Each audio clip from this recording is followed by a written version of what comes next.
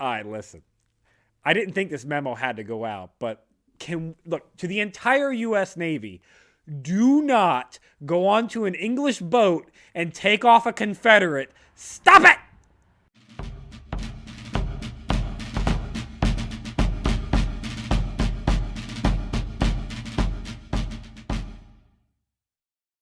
Hello and welcome to Civil War in Hindsight. I'm Lieutenant Tommy. With me, as always, is Prospector Johnny. And this week, Prospector, it's actually a rather short, calm week, but you know, there's still some fun activities on the high seas. So we'll get into it. Things are calming down in anticipation for the holidays coming up. Yeah, I mean, speaking of the holidays, another month down, another month beginning, and this war is not going to be over by Christmas. It's not going to be over by Christmas. Not by New Year's? I think we're gonna wait till the weather warms up to actually get into some fighting again, because I think everybody's kind of bedding down. It's cold. I'm cold. It's cold. I'm cold. I don't want to go outside. I'm freezing out here in the barn. But in any case, on December 6th, the week's going to kick off with federal troops on the move around Port Royal Ferry and Bayfort, South Carolina, moving more and more troops to a growing base on Hilton Head Island for a potential invasion of Georgia in addition to South Carolina. So we're moving some troops around. We've got remember, Port Royal, we've got that big invasion that we did in Port Royal that we're now kind of just solidifying the area around it.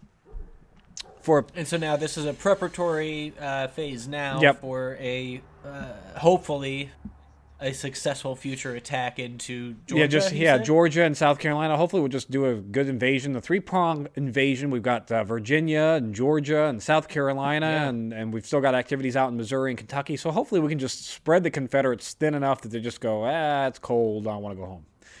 Not worth it. Maybe we'll see how it pans out. On the fingers crossed, right? Fingers crossed. On the 7th, we get into what I alluded in the intro, which the U.S. Santiago de Cuba, under command of Daniel B. Ridgely, is going to halt the British schooner Eugenia Smith near the Rio Grande. I'm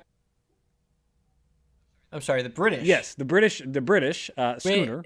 Were they were clear, apparently unaware that we've done that war. Yeah, we did that war. Won it. They won it. We're doing a different war now. We're doing it again.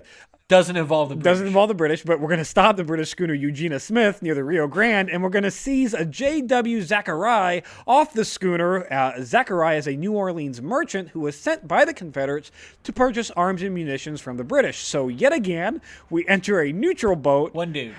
To take off one dude from this neutral boat. At least at this time, shots weren't fired. I mean, we learned from the Trent affair, like, well, look, that's good. We're going to violate international law by making you stop your boat and then get on your boat and then take somebody off your boat. Sure. But at least we're not going to... But instead of shooting at you to do it, we're just going to pull in front of you and I'll let you... you can't pass. Give us that dude who's trying to buy weapons for the enemy. From you. We don't want that. Please. So that's... Also, don't tell Mommy. Don't. Hey, if you could please just don't run back and tell Mommy exactly what we did, because Mommy's already pissed that we did it 3 weeks ago. This is gonna go over well. Fuck, Lincoln, get your people under control. Christ. Okay, but we got him, which means that he was unable to. Okay, this is one guy going to buy guns. I guess he's going to buy them to have them shipped. Yeah, because there's no way he's carrying enough guns back on his own. But why would the British? Didn't they say they're not going to? Yes. So to clarify, they're not going to pick sides, but they don't care about who buys their guns. Yes, because we have also purchased. All right. We have also purchased the Enfield musket from the British, and they're very happy to sell to both of us. They really don't care. Yeah. And it's. I mean, I guess it makes sense since it is a entire country of people that separated from them, fought them, killed them. And then now we're fighting amongst each other. So they're like, "Oh, go ahead." Yeah, go ahead. Do what you want. They are, from what I understand, operating on a cash up front business with both sides. So they don't really care if the guns actually make it to the colonies or to whichever the Union or the Confederates. They don't really care if it makes it actually there as long as they get the money up front. So money up front. What kind of money was our friend Eugene, whoever the hell he was? What kind of money was he? Did he have a pocket full of Confederate bucks? I am. He was going to try to give them. So if you do remember way back several months ago, they did take the mint at Nolans. So I imagine since he's a Nolans merchant, he probably has some of the coinage from that mint that he's going to be using, that silver and gold coinage. That's would be my guess. Likely been. Are they still making money at that mint? Are they illegally producing? It's a good question. I don't know what they had in inventory. I know it's what they've had in inventory. I don't know if they're actually continuing to manufacture, because in order to manufacture silver and gold coinage, you still need this silver and gold to do it. I don't know how much they still have. I'm sure they still have quite a good stock. They probably have it's a mint. They probably have some stockpile. But in any case, So that's what they're using. They're using American currency because they have themselves concluded that their Confederate bucks are garbage. They're gonna bring actual silver. From what I'm hearing, the British are definitely wanting. Presumably, they're wanting gold. They definitely want actual tangible metals. If I were the British. And that's for us too. Can't blame them. Hey, that's for us too. The union isn't dealing. We're not dealing it in greenbacks. We're dealing it in actual. But hey, Tommy, remind me again. The United States and the Confederacy, who has been recognized by the rest of the world as an actual? Yeah, country? we have been. Yeah, that's right, Johnny. We have. Oh, okay. And the Confederacy, not a single country yet. No. A nation in conflict, something like that. Yeah, something like that. Yes. Yep.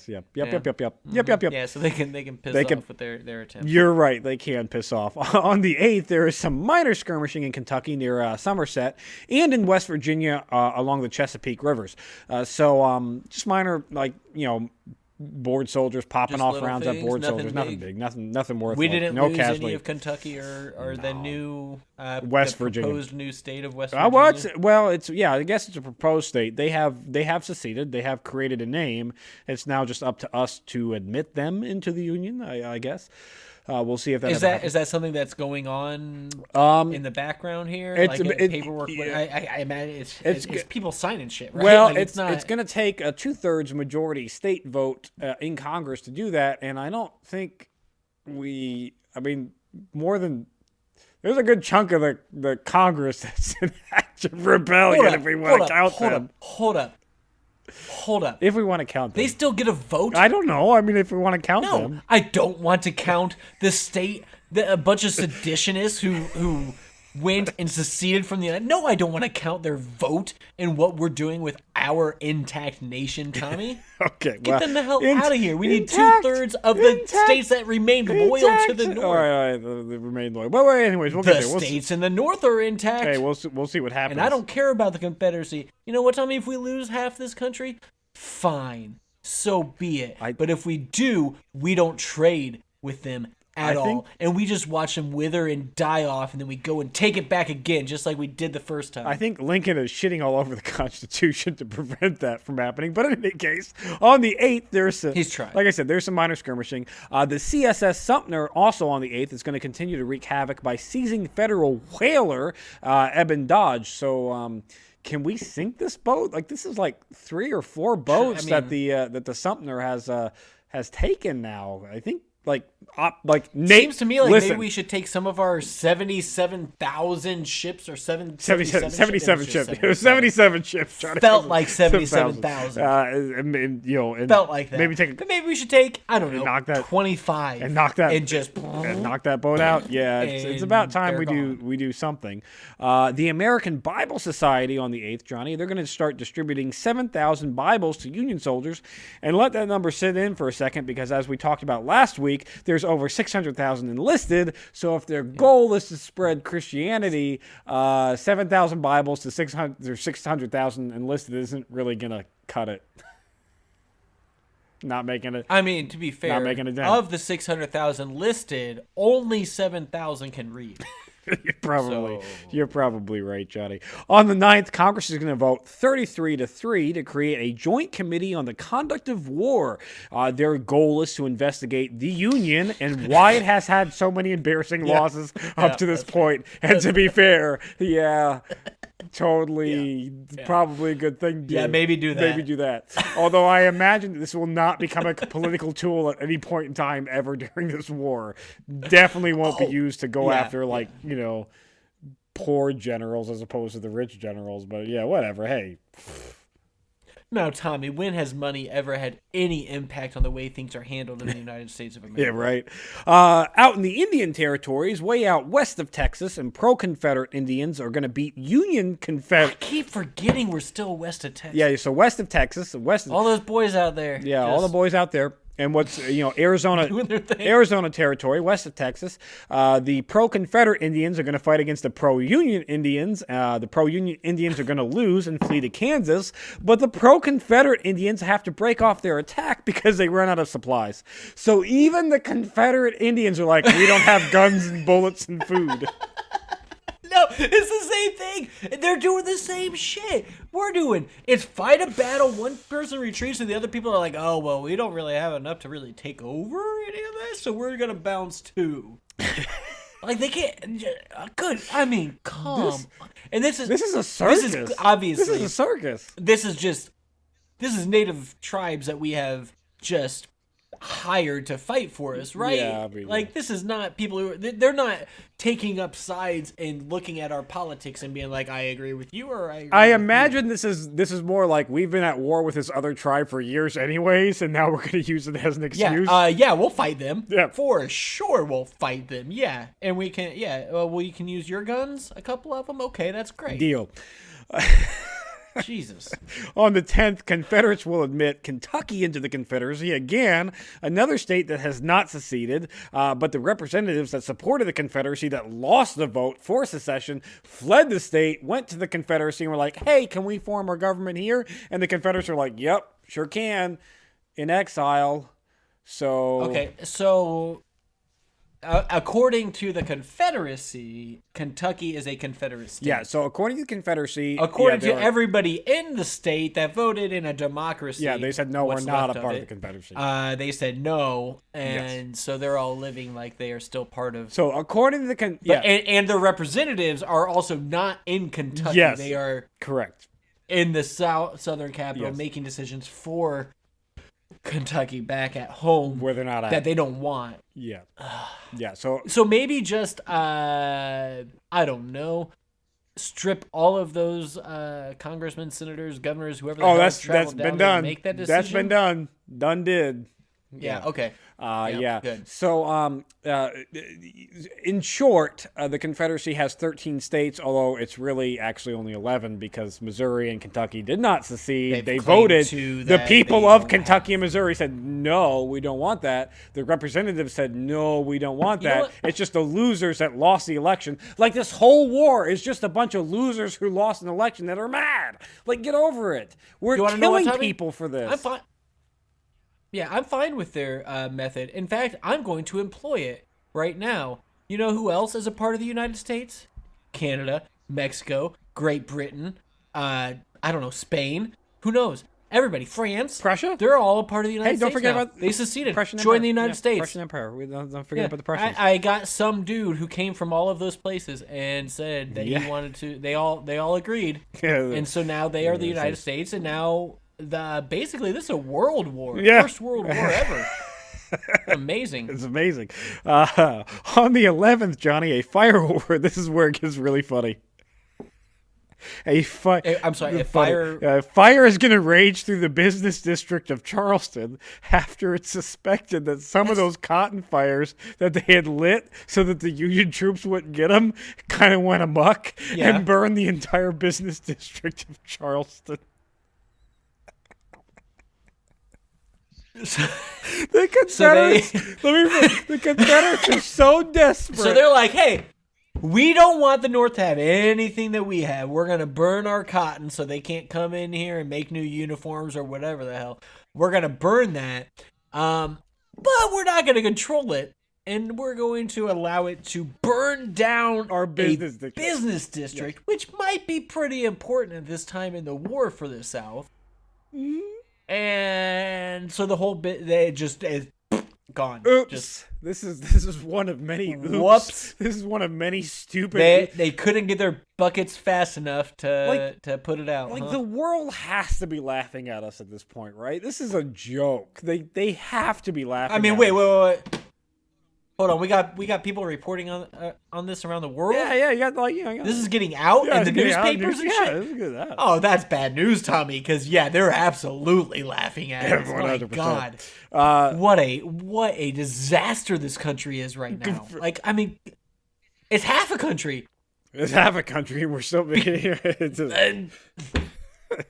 In any case, Lincoln is going to make a very unusual move for a president by entering the Senate to attend the memorial service. Oh, sorry.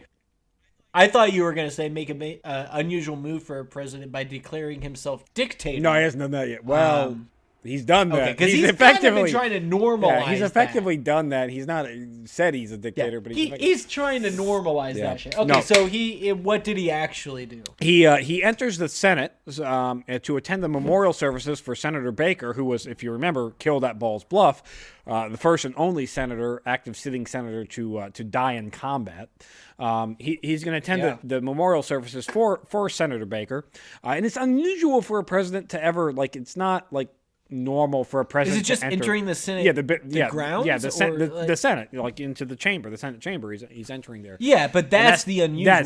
Just him entering either the House or the Senate, because that's supposed to be their shit. Yeah, it's their shit, and we're supposed to have. We're supposed to have 3 different branches, and Daddy's not supposed to come into it, but he. But he came. But the reason he walked in was not. Yeah, that's fine. I'm fine with that. It wasn't to walk in and be like, let me tell you some more of my dictatorship. Yeah, let me tell you about habeas corpus is now suspended for the entire United States.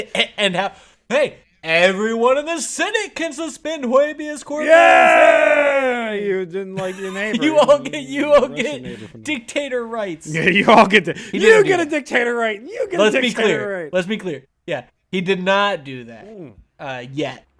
Yeah, well on his way. Well on his way, because he did. Because he did give it to a general out in Missouri. So we're on his way.